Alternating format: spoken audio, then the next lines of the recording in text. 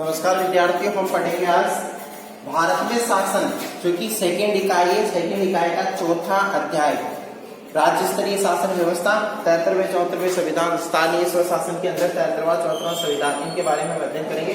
जिसमें आज का हमारा बिंदु होगा मुख्यमंत्री की शक्तियां व कार्य। इसके बारे में अध्ययन करेंगे, मुख्यमंत्री की शक्तियां व कार्य कौन कौन से, इनके बारे में हमारे द्वारा अध्ययन किया जाएगा कि मुख्यमंत्री की शक्तियों के बारे में अध्ययन करना है। ठीक है, इसकी जो पहली जो शक्ति है, मुख्यमंत्री को कई प्रकार की शक्तियां इसको क्या है प्राप्त है, जिसमें मुख्यमंत्री सरकार का वास्तविक अध्यक्ष होता है। मुख्यमंत्री को क्या बताया गया है, यह है सरकार का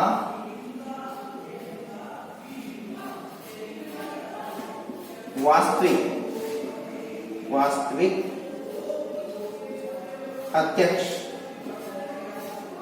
अध्यक्ष होता है।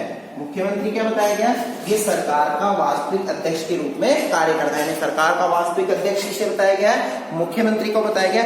मुख्यमंत्री मंत्री परिषद की सभी बैठकों की अध्यक्षता करता है। मुख्यमंत्री द्वारा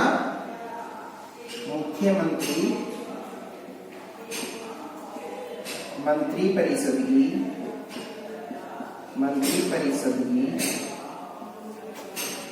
सभी बैठकों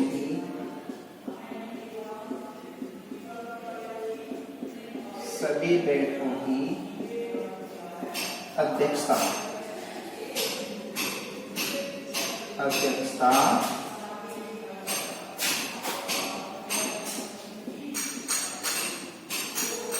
अब देखो, ये सरकार का वास्तविक अध्यक्ष होता है। ठीक है, मुख्यमंत्री मंत्री परिषद की सभी बैठकों की अध्यक्षता करता है। यानी मंत्री परिषद की जितनी भी बैठकें होगी, उन सभी बैठकों के अंदर अध्यक्ष अगर बनाया जाएगा तो वो कौन बनेगा, मुख्यमंत्री ही बनता है, क्योंकि वरिष्ठ होता है।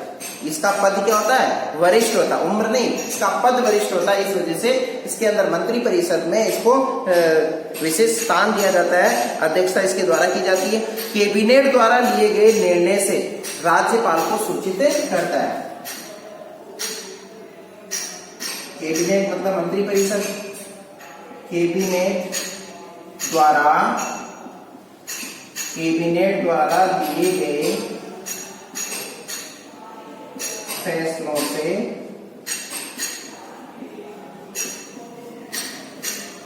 से राज्यपाल को अवगत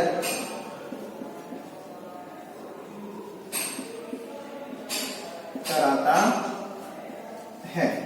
देखो, कैबिनेट द्वारा लिए गए फैसलों से किसे अवगत कराएगा, राज्यपाल को अवगत कराएगा। यानी राज्यपाल को क्या देगा, जानकारी देगा कि कैबिनेट के द्वारा कौन कौन से फैसले लिए गए। ठीक है, मुख्यमंत्री विधानसभा के कार्य संचालन में नेतृत्व प्रदान करता है।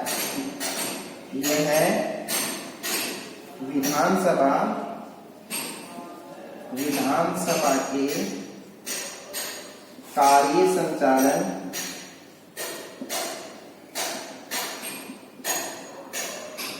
विधानसभा के कार्य संचालन में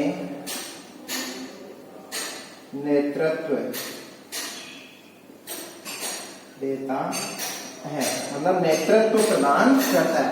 इसमें करना है, विधानसभा के जो कार्य हैं उसके अंदर नेतृत्व प्रदान करने का कार्य किसका रहता है, मुख्यमंत्री का रहता है। मुख्यमंत्री विधानसभा में विधानमंडल के जो भी कार्य संचालन हो रहे हैं, इसके अंदर ये क्या करेगा, नेतृत्व देगा और सरकारी तथा निजी कार्य का समय तय करेगा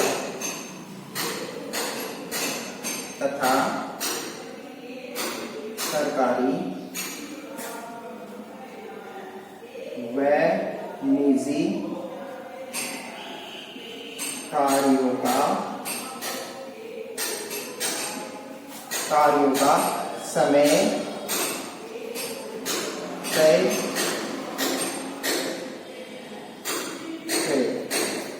यह विधानसभा के कार्य संचालन में नेतृत्व देता है तथा सरकारी व निजी कार्यों का समय तय करता है। और पांचवी इसकी जो शक्ति होगी वह मुख्यमंत्री सरकार का मुख्य वक्ता होता है। मुख्यमंत्री क्या होता है? यह सरकार का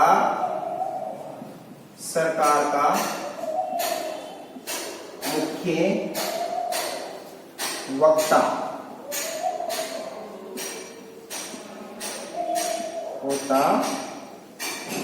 है। यह सरकार का क्या होता है? मुख्य वक्ता के रूप में कार्य करता है। यानी सरकार के मुख्य वक्ता के रूप में कौन काम करता है? मुख्यमंत्री करता है। और इसकी जो छठी जो शक्ति है, 6 नंबर की जो शक्ति है, उसमें बताइए मुख्यमंत्री विधानसभा तथा विधान परिषद के मध्य भी संपर्क सूत्र है। विधानसभा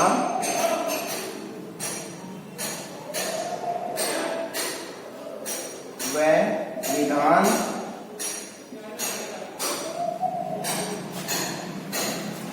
परिषद के मध्य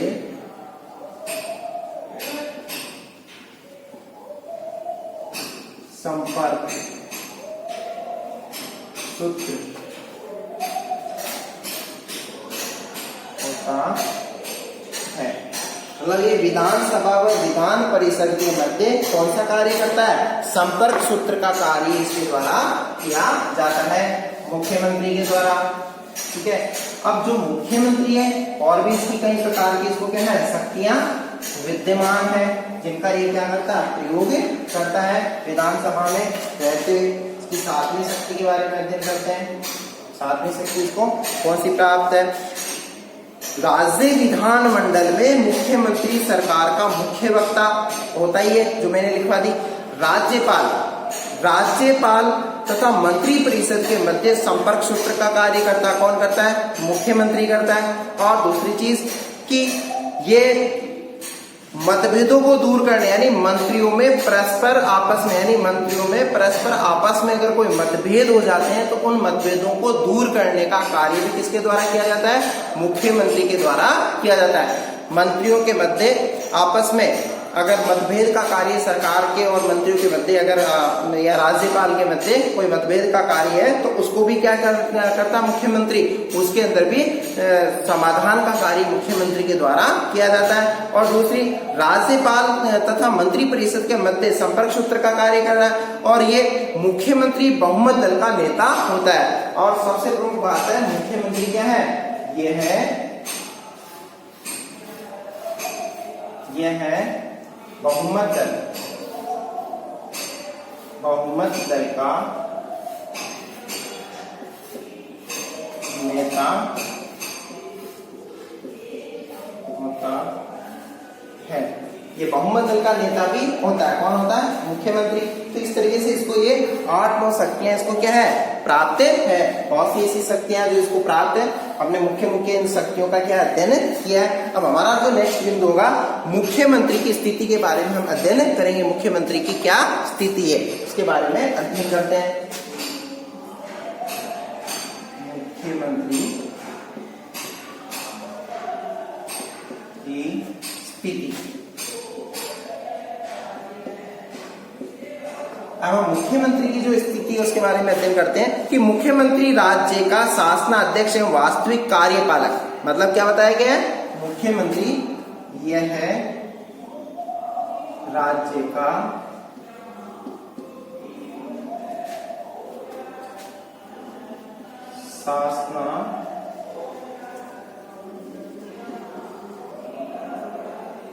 शासनाध्यक्ष व कार्यपालक। क्या होता है? कार्यपालक। राज्य का शासनाध्यक्ष व कार्यपालक के रूप में कौन होता है? मुख्यमंत्री होता है। शासन का अध्यक्ष भी यानी संपूर्ण शासन इसी के द्वारा किया जाता है। शासन के अंदर मुख्य होता है। और कार्यपालक यानी कार्य की जिम्मेदारी भी, यानी राज्य की पूरी जिम्मेदारी किसके पास में होती है? सीएम के पास में होती है, मुख्यमंत्री के पास में होती है।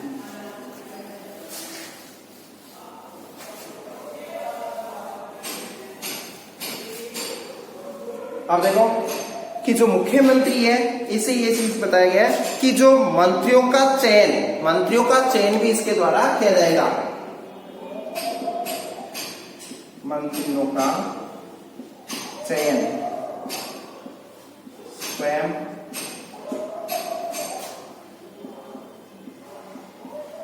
करता है तथा विभाग मंत्रियों का चयन स्वयं करता है तथा विभाग आवंटन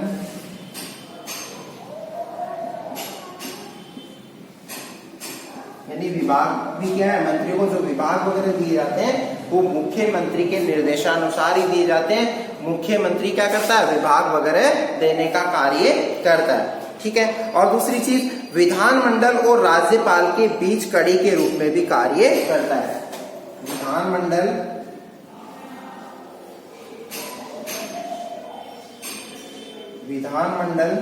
व राज्यपाल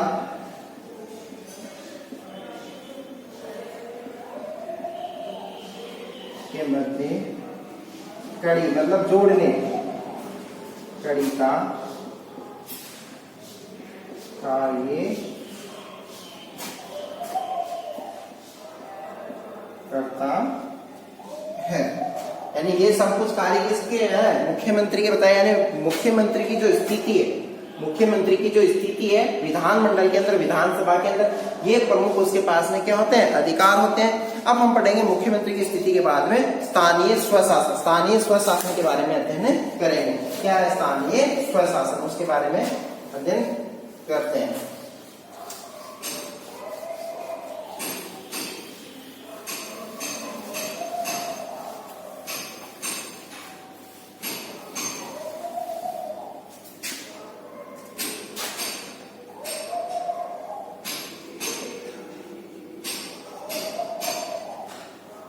स्थानीय स्वशासन।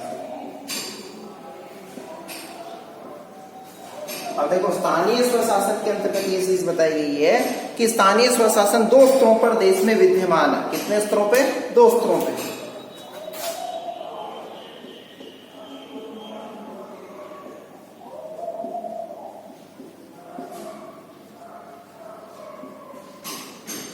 दो स्तर पे विद्यमान है। ठीक है। स्थानीय स्वशासन के बारे में क्या बताया गया कि ये 2 स्तर पे विद्यमान है।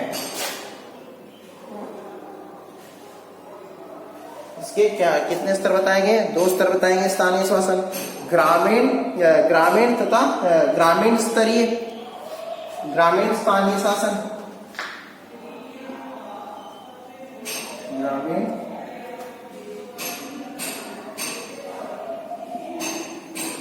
स्थानीय शासन, जिसे किस नाम से जाना जाता है, पंचायती राज। पंचायती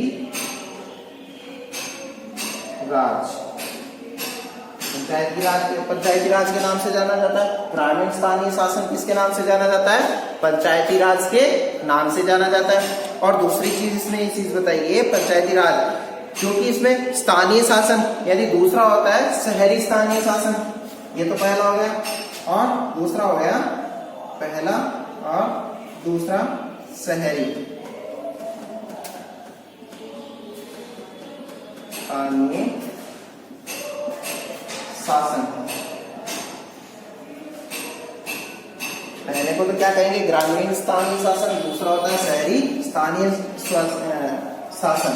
जो कि भारत के अंदर ऐसी व्यवस्था, ये शक्तियों का विभाजन करके इस तरीके से इसको लागू किया गया है। ग्रामीण स्तर पे और शहरी स्तर पे इसे लागू किया गया है। ठीक है। और दूसरी चीज इसमें इस चीज बताई गई कि भारतीय गांव को छोटे छोटे गणराज्यों की संज्ञा दी गई है, भारतीय गांवों को। और ये अभी से प्रचलित नहीं है, ये व्यवस्था प्राचीन समय से प्रचलित है। जब चोल वंश था, चोल साम्राज्य के अंदर भी इस व्यवस्था को क्या है, अपनाया गया था। तो छोटे छोटे गांव और गांवों से क्या है, जनपद बनाए गए थे, फिर महाजनपद बनाए गए थे। इस तरीके से पहले से ये व्यवस्थाएं प्रचलित थी। और हमारे यहाँ पे क्या छोटे छोटे गाँव है, और छोटे छोटे गाँवों के अंदर शासन चलाना मुश्किल है, तो उस जगह शक्तियों का विभाजन करके ग्राम पंचायत स्तर पे इनको क्या है, शक्तियों का विभाजन कर दिया गया है। स्थानीय स्वशासन।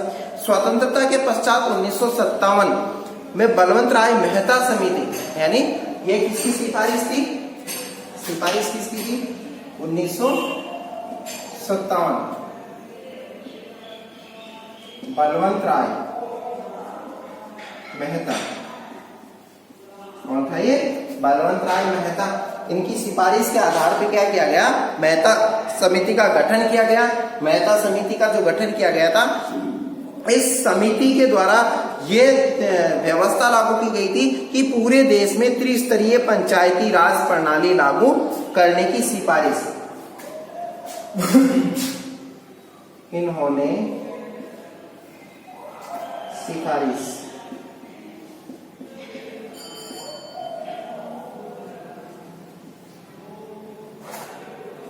सिफारिश की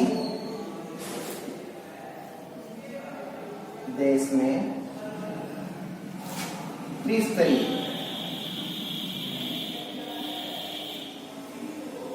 व्यवस्था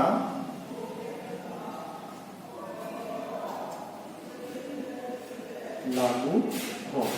यानी इन्होंने क्या सिफारिश की कि देश के अंदर कैसी व्यवस्था लागू होनी चाहिए? 3 स्तरों वाली व्यवस्था लागू होनी चाहिए, जिससे क्या है कि जो शासन के जो प्रकार है उसके अंदर किसी प्रकार की कोई व्यवधान उत्पन्न नहीं हो और नीचे से लेकर ऊपर तक क्या हो, विकास हो जाए। और त्रिस्तरीय जो शासन प्रणाली वो कैसी है? केंद्र सरकार, ठीक है, और दूसरा है राज्य सरकार,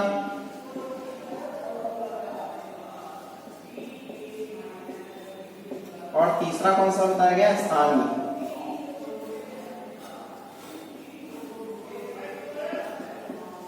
स्थानीय स्वशासन।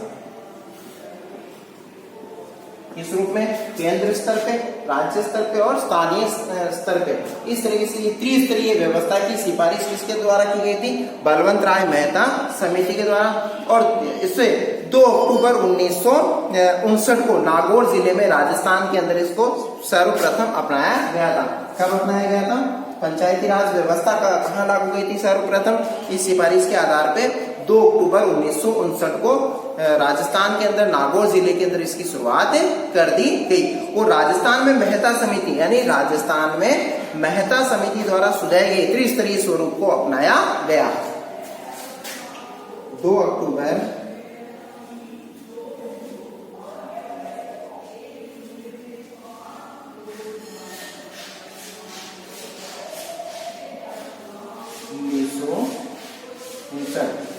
1959 राजस्थान नागौर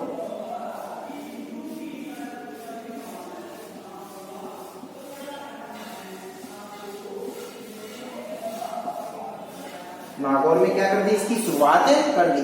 यानी 2 अक्टूबर 1959 को राजस्थान में नागौर जिले के अंदर इसकी शुरुआत कर दी गई, इसकी त्रिस्तरीय व्यवस्था की। और सर्वप्रथम बार जो इसकी शुरुआत की गई वो राजस्थान के अंदर प्रथम बार की गई थी। अब हमारा नेक्स्ट बिंदु होगा वो पंचायती राज व्यवस्था में सुधार हेतु गठित अन्य समितियां। पंचायती राज व्यवस्था के सुधार के लिए जो गठित समितियां की गई उसके बारे में अध्ययन करते। कौन कौन सी समितियों का गठन किया जाता है?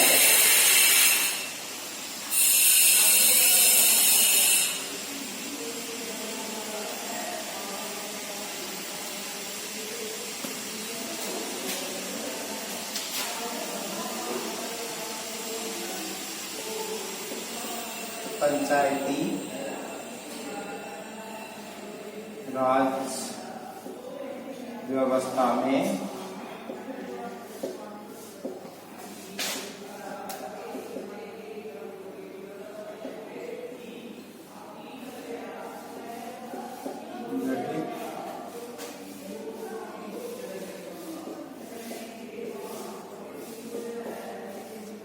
में पंचायती राज व्यवस्था में गठित समितियां। पंचायती राज व्यवस्था में क्या की गई है? गठित समितियां सुधार हेतु व्यवस्था में सुधार हेतु व्यवस्था में सुधार हेतु गठित समितियां। इसके बारे में अध्ययन करते हैं कि कौन कौन सी समितियों का। सबसे पहले अशोक मेहता समिति 1977। अशोक मेहता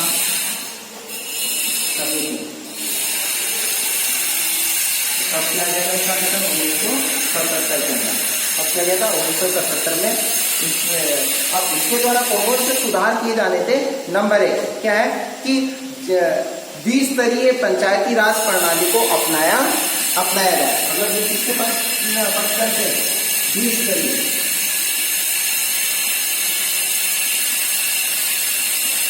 द्विस्तरीय पंचायती राज प्रणाली को अपनाया जाए। मतलब ये चाह रहे थे कि द्विस्तरीय पंचायती राज प्रणाली लागू होनी चाहिए। कौन चाह रहे थे? अशोक मेहता समिति, जो कि 1977 के अंदर इसका गठन किया गया था, इनके द्वारा सिफारिश की गई थी। अपनाया जाए। ग्राम पंचायत के स्थान पर मंडल पंचायत गठित की जाए। ग्राम पंचायत के स्थान पर मंडल पंचायत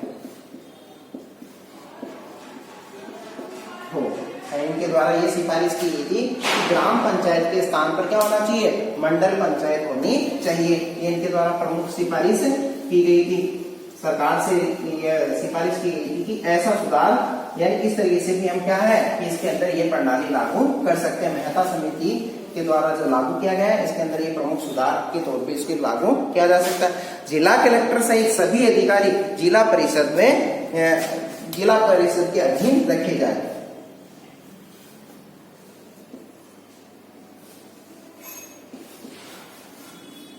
कलेक्टर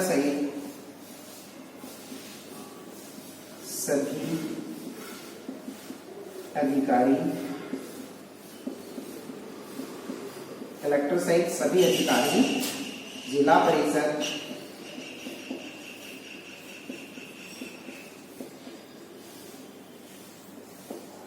के अधीन हो।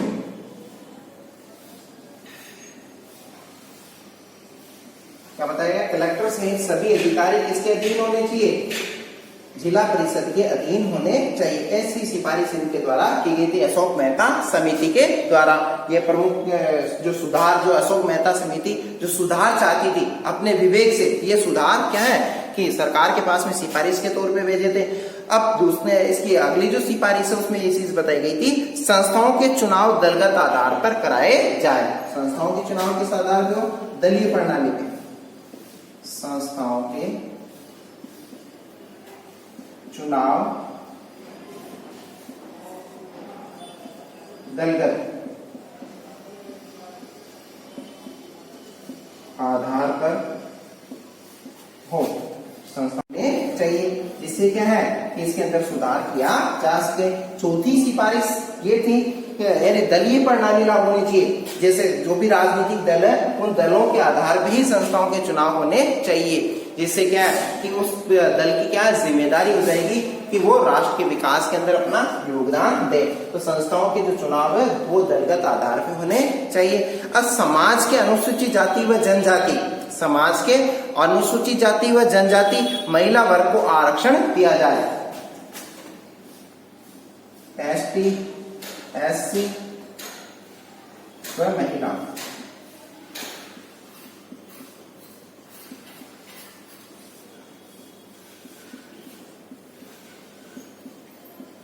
आरक्षण दे, ये व्यवस्था क्या हो? लागू होनी चाहिए।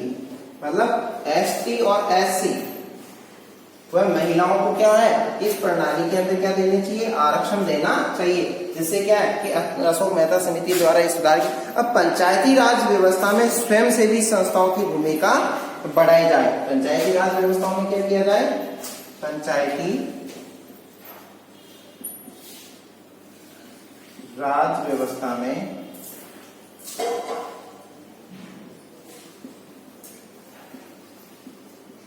स्वयंसेवी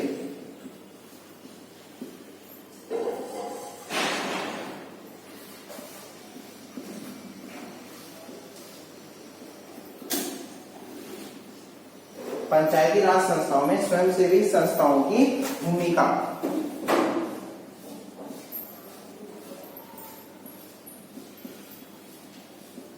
लागू हो। मतलब पंचायती राज व्यवस्था के अंदर जो स्वयंसेवी संस्थाएं हैं, वो स्वयंसेवी संस्थाओं की क्या है, भूमिका अधिक से अधिक होनी चाहिए। तो ये प्रमुख 5 सिफारिशें किनके द्वारा की गई थी? अशोक मेहता समिति के द्वारा अपनी सिफारिशें भेजी गई थी 1977 के अंदर। अशोक मेहता समिति ने प्रमुख सिफारिशें भेजी थी। अब इसके बाद में है जीवी के राव समिति, जिन्होंने 1985 के अंदर अपनी सिफारिशें भेजी। कौन कौन सी सिफारिशें उसके बारे में अध्ययन करते हैं। जीवी के राव द्वारा जो भेजी गई सिफारिशें हैं उनके बारे में अध्ययन करते हैं। ये पंचायती राज व्यवस्था के अंदर क्या चाह रहे थे? सुधार की वकालत कर रहे थे। जो त्रिस्तरीय जो व्यवस्था, स्थानीय स्वशासन के स्तर पे जो व्यवस्था लागू की गई थी, इसके अंदर इनके द्वारा ये प्रमुख सुझाव दिए गए थे। जीवी के राव,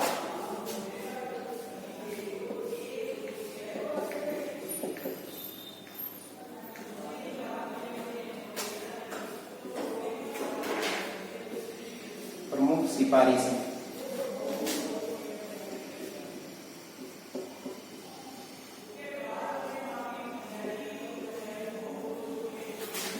अब जीवी के राव की जो प्रमुख सिफारिश है उसके बारे में अध्ययन करते हैं कि ग्राम पंचायत को अधिक वित्तीय शक्तियां दी जाए। ग्राम पंचायत को ज्यादा से ज्यादा क्या दी जानी चाहिए? नंबर 1 सिफारिश क्या की गई थी? ग्राम पंचायत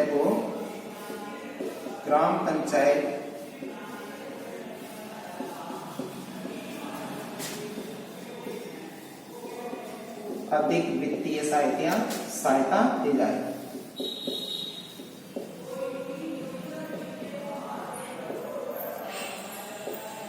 ग्राम पंचायत को अधिक से अधिक क्या है? वित्तीय सहायता प्राप्त होनी चाहिए और राज्य वित्त आयोग का गठन किया जाए।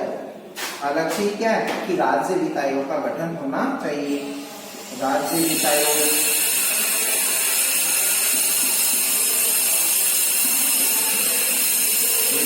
का गठन हो। मतलब ये जीवी के राव की जो प्रमुख सिफारिश है कि त्रिस्तरीय राज्य के अंदर जिसमें ग्राम पंचायत को अधिक से अधिक क्या हो? वित्तीय सहायता दी जाए और राज्य वित्त आयोग का क्या किया जाना चाहिए? गठन किया जाना चाहिए। जीवी के राव द्वारा ये प्रमुख सिफारिशें भेजी गई थी और भी इनके द्वारा सिफारिशें। इसके पश्चात है एल.एम. सिंघवी समिति। एल.एम. सिंघवी के द्वारा क्या क्या सुझाव दिए गए इसके बारे में अध्ययन करते हैं। LM. Singhvi,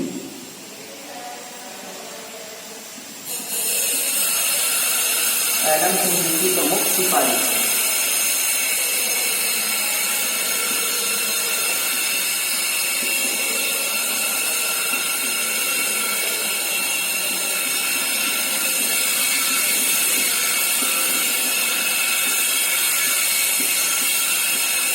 number 1 LM. Singhvi की जो प्रमुख सिफारिश है जिसके अंदर ये बताया गया है कि इस समिति ने पंचायती राज को संवैधानिक दर्जा देने की सिफारिश की। यानी पंचायती राज को क्या मिलना चाहिए?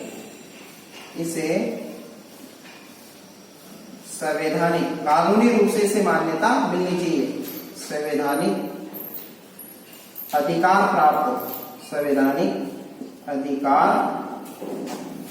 प्राप्त हो, ऐसी वकालत इनके द्वारा की गई थी, जीवी के मालवंकर के द्वारा। ठीक है। और दूसरी चीज इनके द्वारा एक और वकालत की गई कि 64वें संविधान संशोधन विधेयक द्वारा, यानी 64वां संविधान संशोधन विधेयक पारित किया जाए। और उसमें उस विधेयक के द्वारा क्या है कि तत्कालीन केंद्र सरकार ने प्रयास भी किया किंतु विधेयक संसद ने पास नहीं किया। यानी 64वां जो संविधान संशोधन है उसका विधेयक लाया जाए और उसे पास करके इसे लागू भी किया जाना चाहिए। अब पी.के. थुंगन समिति, अगले जो अधिकारी है जिनके द्वारा जो अपनी समिति के माध्यम से जो समिति बनाई गई थी, थुंगन समिति, पी.के. थुंगन समिति, उन्होंने कौन कौन सी सिफारिशें लागू करवाने के लिए कार्य किया था इसके बारे में अध्ययन करते हैं।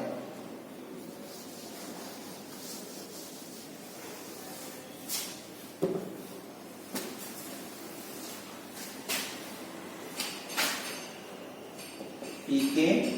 थुंगन,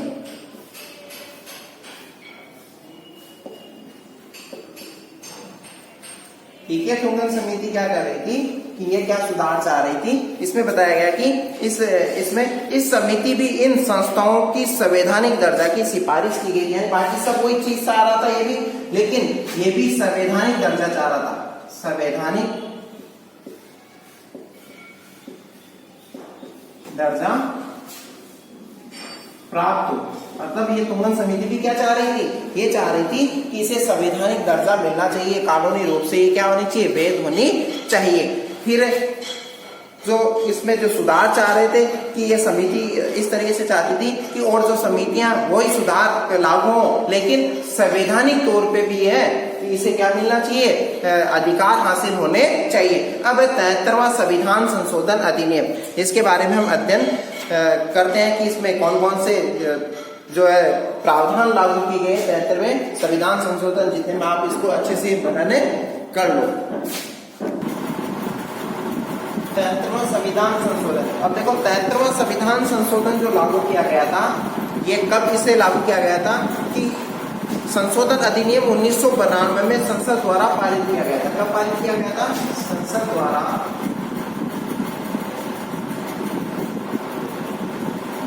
1992 में पारित, 1992 में इसको क्या कर दिया गया था, पारित कर दिया गया था संसद द्वारा। लेकिन ये प्रभाव में कब आया, मतलब पारित तो कर दिया, लेकिन इसको प्रभावित यानी प्रभाव के अंदर यानी इसे ताकतवर कब बनाया गया था, 1993 के अंदर। 1993 में विधेयक प्रभाव में आया, मतलब इसे लागू कर दिया गया, मतलब इसे कब लागू कर दिया गया, 1993 के अंदर, 93 में इसे लागू कर दिया गया। ठीक है, और जो इसे लागू किया गया, राजस्थान में सांसद, उस समय राजस्थान के सांसद थे श्री नाथूराम मिर्धा। मतलब नाथूराम मिर्धा ने 24 अप्रैल को इस पंचायती राज दिवस के रूप में मनाना भी इनके द्वारा घोषित कर दिया गया। मतलब 1993 में विधेयक प्रभाव में आया और 24 अप्रैल को पंचायती राज दिवस रूप में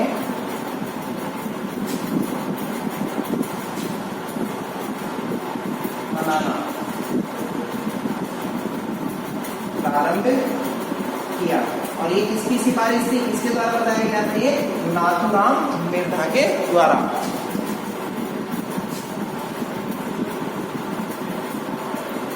नाथूराम मिर्धा के द्वारा इसको क्या है, प्रारंभ करने की सिफारिश उनके द्वारा की गई थी। तो 73वां संविधान संशोधन जो कि संसद द्वारा 1992 में पारित कर दिया गया और संसद में ये विधेयक जब प्रभाव में आया 1993 और 24 अप्रैल 1993, मतलब इसको 24 अप्रैल के रूप में इसको क्या किया गया, पंचायती राज दिवस के रूप में मनाना प्रारंभ किया। अब इसकी प्रमुख जो विशेषताएं, वो प्रमुख विशेषताओं के बारे में हम पढ़ते हैं और त्रिस्तरीय जो 73वां संविधान संशोधन है उसके बारे में हम अध्ययन करते हैं। त्रिस्तरीय जो ढांचा है वो किस तरीके से त्रिस्तरीय ढांचा है, इसके स्तर और निर्धारित संस्था का नाम, ये सभी पढ़ते हैं।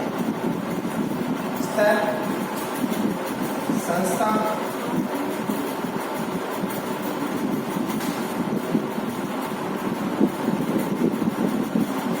सबसे पहले है ग्राम, फिर खंड, फिर है क्या कहते हैं जो जिला। स्तर, ग्राम, खंड स्तर हो गया, फिर है जिला। ग्राम स्तर पे ग्राम पंचायत, ठीक है, और खंड स्तर पे पंचायत समिति और जिला स्तर पे जिला परिषद। इस तरीके से होता है। ग्राम स्तर पे ग्राम पंचायत,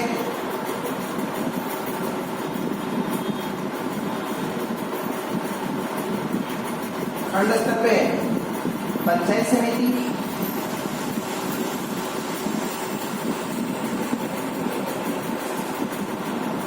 और जिला स्तर पे जिला परिषद।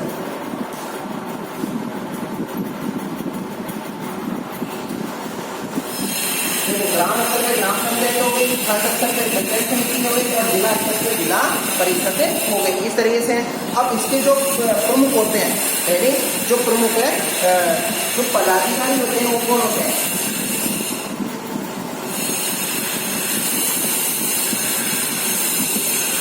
अब इसको पदाधिकारी में ग्राम पंचायत से कौन होता है? सरपंच। ग्राम पंचायत से कौन होता है? सरपंच। ठीक है। और पंचायत समिति से कौन होता है? प्रधान। ये निर्वाचित होते हैं जनता के द्वारा प्रत्यक्ष रूप से निर्वाचित होते हैं ये व्यक्ति। और जिला परिषद से जिला प्रमुख।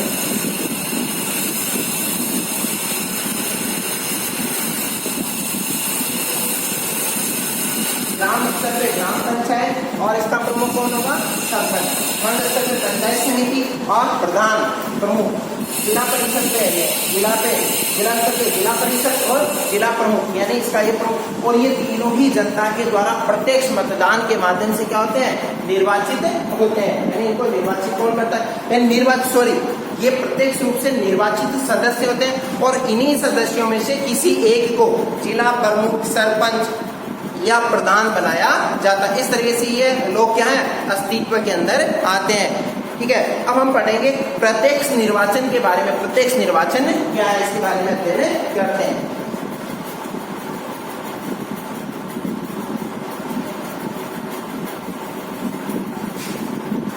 प्रत्यक्ष निर्वाचन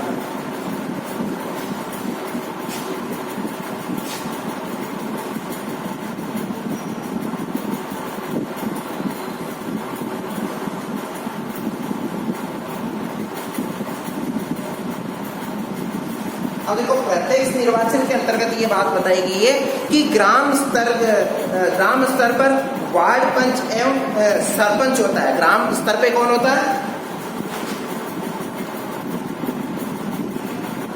ग्राम स्तर पर वार्ड पंच या फिर सरपंच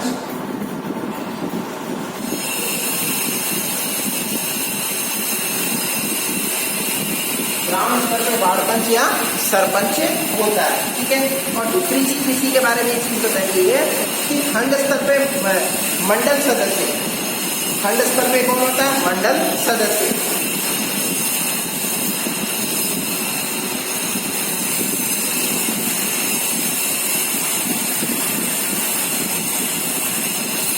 मंडल सदस्य।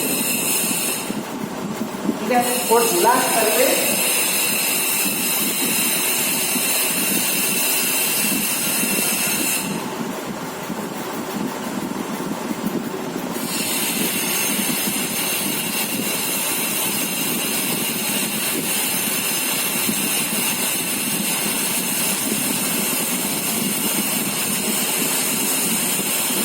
जिला प्रमुख या जिला परिषद सदस्य क्या कहलाते हैं? इस तरीके से इनका स्तर होता है। इनकी निर्वाचन की जो प्रक्रिया है, जिला परिषद के सदस्यों को जनता द्वारा सीधे मतदान के माध्यम से क्या है? इनको चुना जाता है। प्रत्यक्ष रूप से इनका निर्वाचन होता है, जनता इनको चुनती है। निर्वाचित सदस्यों में से ही किया जाएगा, यानी जो इनमें जो सदस्य है, प्रधान व जिला प्रमुख का जो चुनाव है, प्रधान व जिला प्रमुख का चुनाव, प्रधान व जिला प्रमुख का चुनाव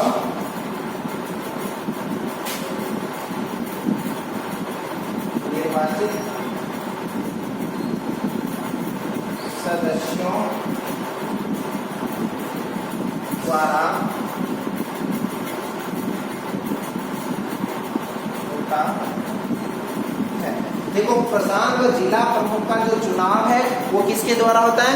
निर्वाचित सदस्यों के द्वारा ही होता है। निर्वाचित जो सदस्य होते हैं वो प्रधान को जिला प्रमुख सदस्यों, जिला प्रमुख का चुनाव करते हैं। वैसे ही जो सरपंच है, तो सरपंच का भी डायरेक्टली हम मतदान करते हैं, मतदान के माध्यम से निर्वाचित होके जाता है। ठीक है। तो इस तरीके से अब जो सरपंच जो चुना जा रहा है, सरपंच का जो प्रत्याशी है वो डायरेक्ट प्रत्यक्ष मतदान के माध्यम से ही चुना जाता है। अब आरक्षण की व्यवस्था, इसमें आरक्षण की जो व्यवस्था वो किस तरीके से लागू की गई है? आरक्षण की व्यवस्था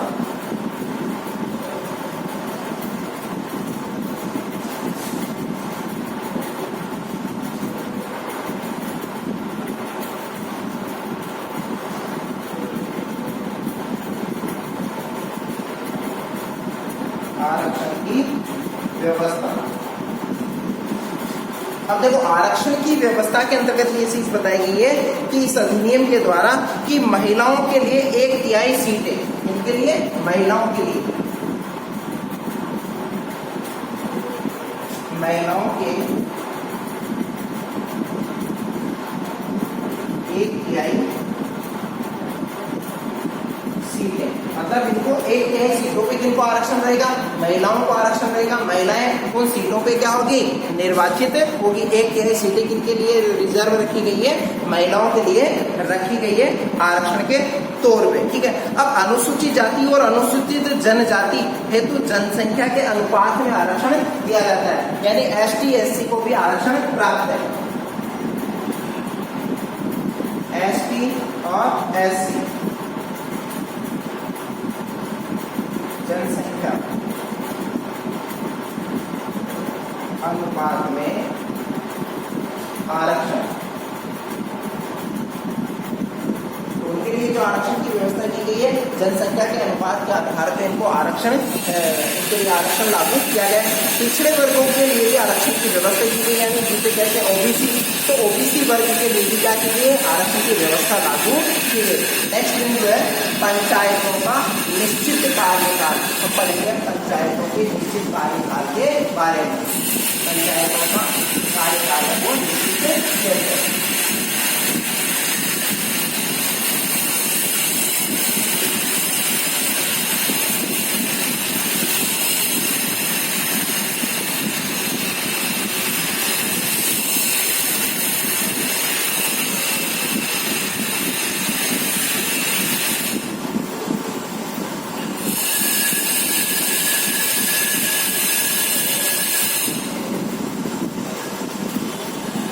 पंचायतों का निश्चित कार्यकाल। अब पंचायतों का निश्चित कार्यकाल के अंदर के बात बताई गई कि कार्यकाल 5 वर्ष निश्चित किया गया। कितने वर्ष कार्यकाल,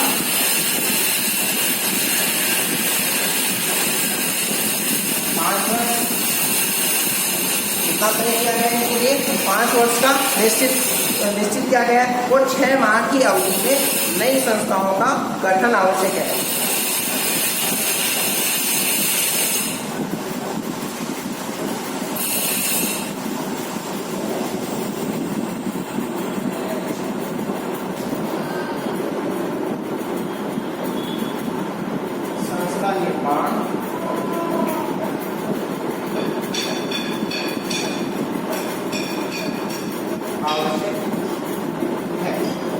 मतलब कार्यकाल 5 वर्ष 6 माह की अवधि में संस्था निर्माण आवश्यक है, यानी संस्था का निर्माण करना आवश्यक है। कितने माह की अवधि के अंदर, 6 महीने की अवधि के अंदर संस्था का निर्माण करना आवश्यक है, ठीक है। अब राज्य निर्वाचन आयोग, अब राज्य के लिए अलग से क्या किया गया है, एक निर्वाचन आयोग भी बनाया गया है, जिसमें केवल जिस तरीके से राज्यपाल के द्वारा ही इस आयोग का गठन किया जाएगा। और ये जो आयोग है राज्य निर्वाचन आयोग,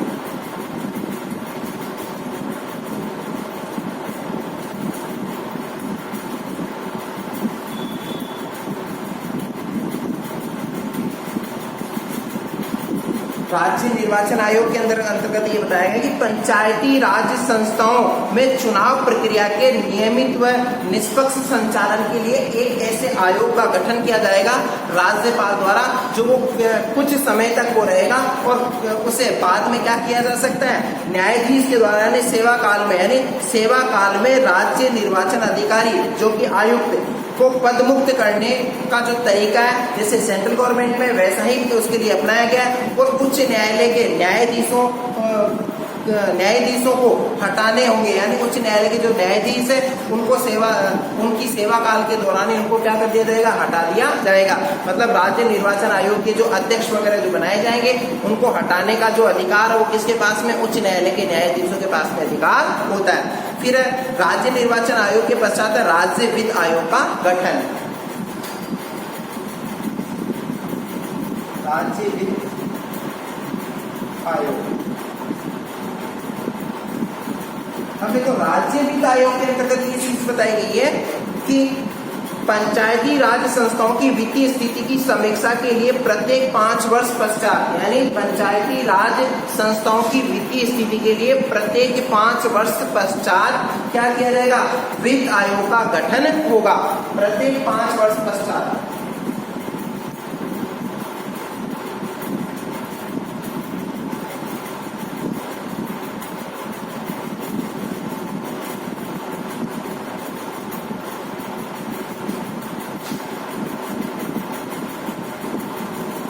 प्रत्येक 5 वर्ष बाद वित्त आयोग का गठन, राज्य वित्त आयोग, ठीक है।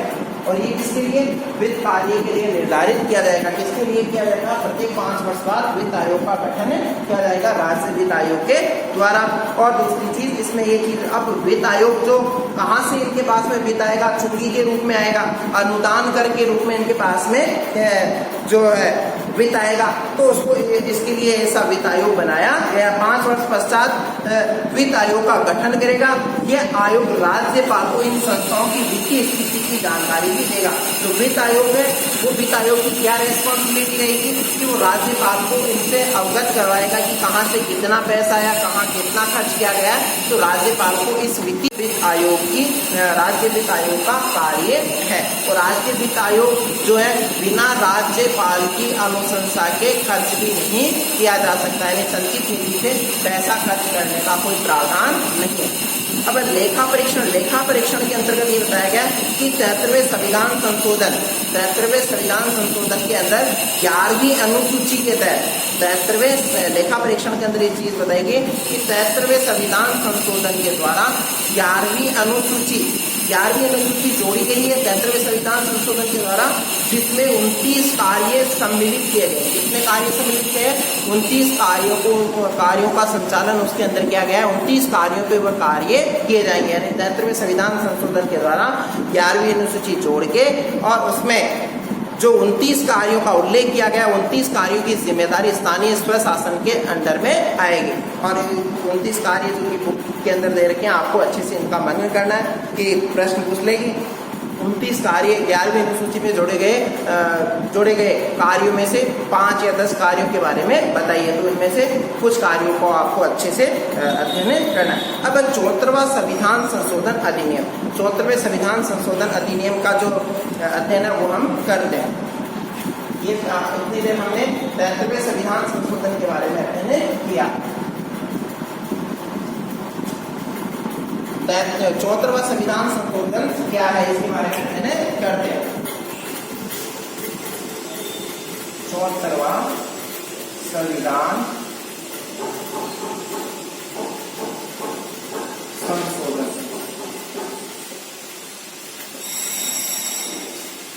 अब देखो 74वां संविधान संशोधन के द्वारा ये बताया गया है कि नगरों में स्थानीय स्वशासन, वो ग्रामीण का 73वां, नगरों में स्थानीय स्वशासन, नगरों में स्थानीय स्वशासन लागू करना, ठीक है। जिसके अंतर्गत आता है 74वें संविधान संशोधन के तहत, ठीक है।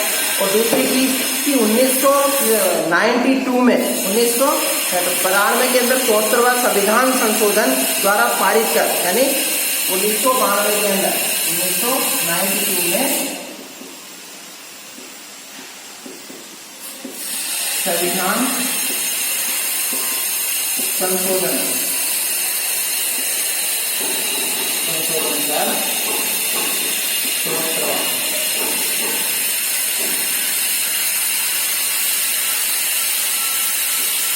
संशोधन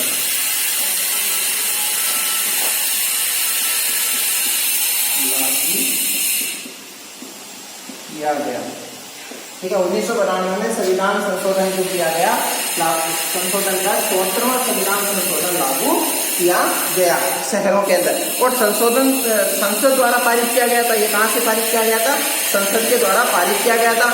और निकायों में 3 तरह की संस्थाएं कार्य करती, निकायों में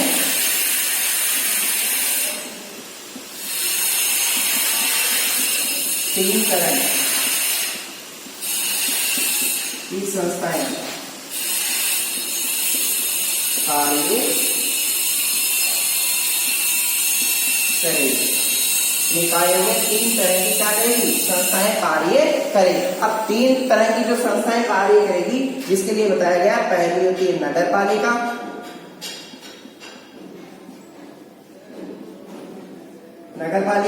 दूसरी होती है नगर परिषद, और तीसरी होती है नगर निगम।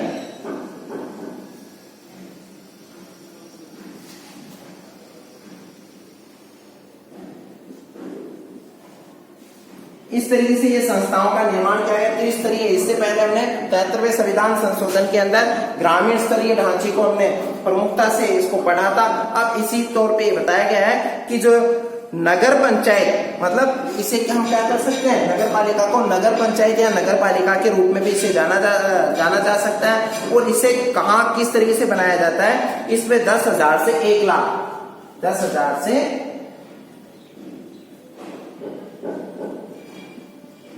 1 लाख की जो जनसंख्या है उस पे इसको गठित किया जाता है। और इसका जो अध्यक्ष होता है, इसका जो प्रमुख होता है, उसे क्या कहते हैं, उसे चेयरमैन कहते हैं। क्या नाम रखा गया उसका, उसको चेयरमैन के नाम से रखा गया। और सभी वार्ड मेंबर मिलके उसे इसका चयन करते हैं। फिर नगर परिषद, नगर परिषद जिसमें 1 लाख से 10 लाख तक की जो जनसंख्या, 1 लाख से लेके 10 लाख तक की जो जनसंख्या, उस पर नगर परिषद का गठन किया जाता है।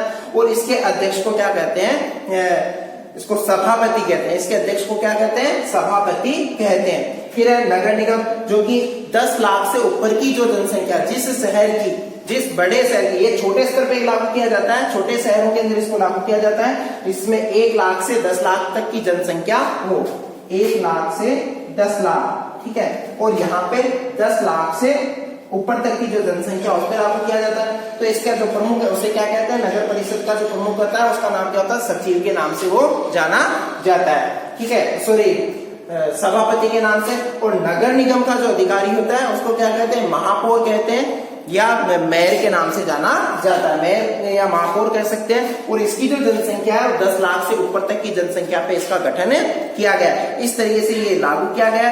और 74वां जो संविधान संशोधन है, क्या 74वां संविधान संशोधन ये शहरी निकायों पे लागू होता है। और इसमें जो विषय सम्मिलित किए गए 12वीं अनुसूची के तहत, 11वीं अनुसूची कहाँ है, 73वें संविधान संशोधन द्वारा 74वां संविधान संशोधन करके कौन सी अनुसूची लागू की गई है, 12वीं अनुसूची लागू की गई है। और इसमें कुल 18 विषय सम्मिलित किए गए। इसके अंदर कुछ ऐसे महत्वपूर्ण विषय सम्मिलित किए गए, महत्वपूर्ण कार्यों का उल्लेख किया गया है जिन्हें लागू करना होता है। अभी तक से आपका ये पाठ समाप्त, आपको अच्छे से इसका अध्ययन करना है और इसके महत्वपूर्ण जो प्रश्न है वो आपको सेंड कर दिए जाएंगे। धन्यवाद।